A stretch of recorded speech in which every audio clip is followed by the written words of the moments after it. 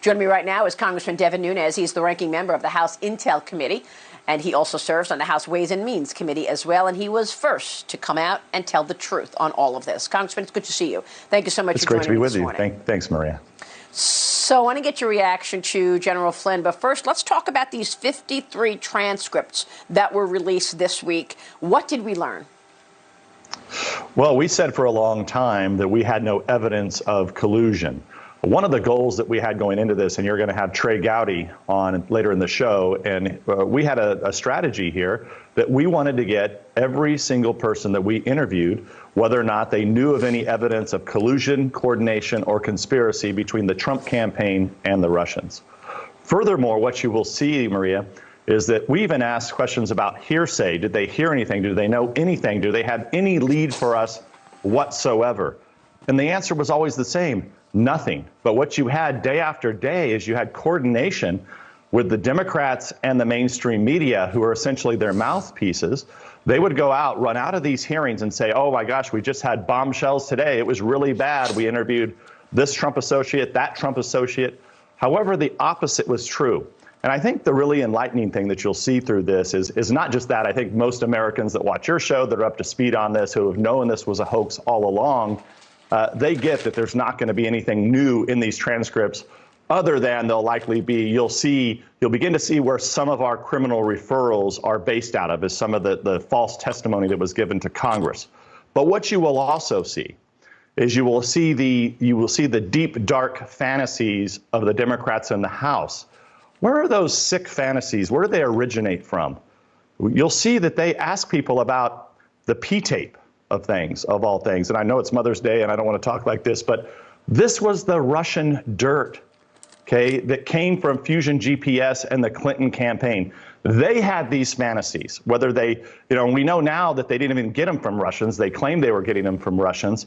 And here at the same time, you've got the Democrats in the House of Representatives accusing the Trump campaign of coordinating with Russia, when the reality is that they were the ones who were paying for dirt that they thought came from Russians, and then asking about sick things like P-tapes and prostitutes to every one of these witnesses that came in. I think that's the real revelation for the American people, is they were using their own Russian dirt to ask questions, and it was all fake. It was all phony the whole time, and the press was in on this too. It's the cover-up. And I think that's the main thing, is now you're starting to see the pieces of the cover-up that I think are actually more important. And that's why that's why what happened this week with General Flynn being exonerated, it's the first part of the cover-up of the Democrats covering up for using this sick dirt that they paid for.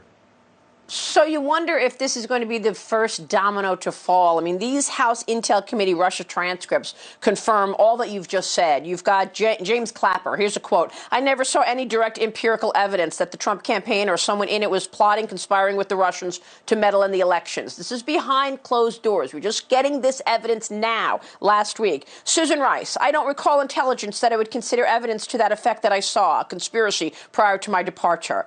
Andrew McCabe, when asked about the most damning piece of evidence, quote, we have not been able to prove the accuracy of all the information. You don't know if it's true or not. That's correct. I don't know if it's true. All of these testimonies behind closed doors with Congressman Ratcliffe, Congressman Trey Gowdy, yourself, and all the while these transcripts were happening and these meetings were taking place, they would leave the closed door session, go on TV, and say something completely different. How many times did we hear former CIA Director John Brennan, go on MSNBC and say President Trump committed treason? Where is the accountability for all of this, Congressman? Well, look, what you see is behind closed doors, they weren't as tough as what they were out on the cable news networks where they're getting paid to pontificate. In fact, they were quite weak. And they were quite pathetic. And they were, they really cowered down because, that was their opportunity to get on the record.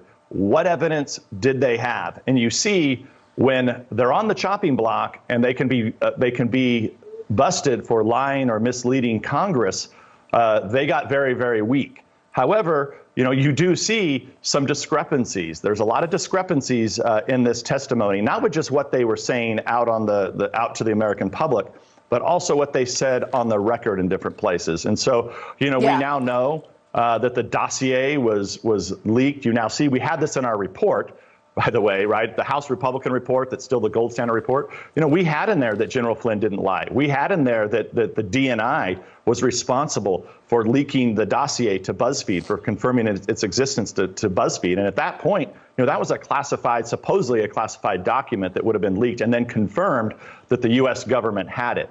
So there's a lot that needs to be looked at here that unfortunately, our report back in May of 2018 when it was released is really, not only is it the gold standard report, it's the only report that still upholds to any value at all, because the others are either under investigation or should be under investigation.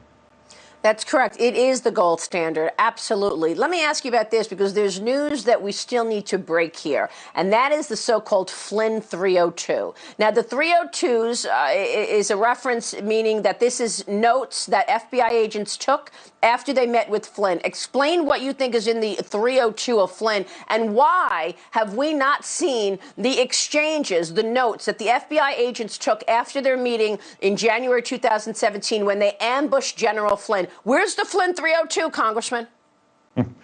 Well, the 302 is still missing, Maria. So here's what we know. This report, when it was taken down, after that report was transcribed, we had people at the highest level, the FBI, come and brief us. Plus, we have other sources that also gave us the same information, that the FBI agents essentially said, look, there's nothing to see here. Flynn wasn't lying.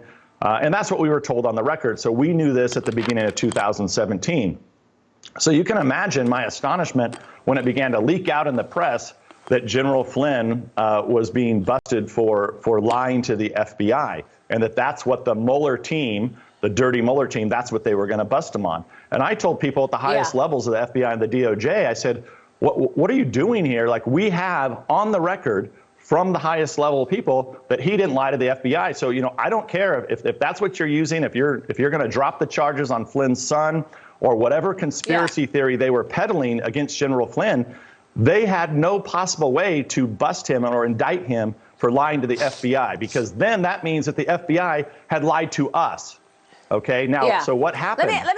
What happened is that report was doctored, Maria. And that report, we know it was doctored because the Lovebirds, we have the text messages of them doctoring the report. But here's the problem. That's right. The original report that was used to brief the United States Congress, that report is missing. It's gone. Poof. It's out. We can't find it. Unbelievable. And I would think that's something that we should have, and that's something that General Flynn should have. So real quick, because this was a very several-pronged strategy. There was the wiretapping. That was part one of the strategy. There were the informants who ran into campaign people like George Papadopoulos, and Carter Page. There was the leaking and the lying. Let me just ask you very quickly, we got to jump here. Is leaking classified information a felony? Is lying to Congress a felony? Tell me the answer to those things, because those two things we know took place.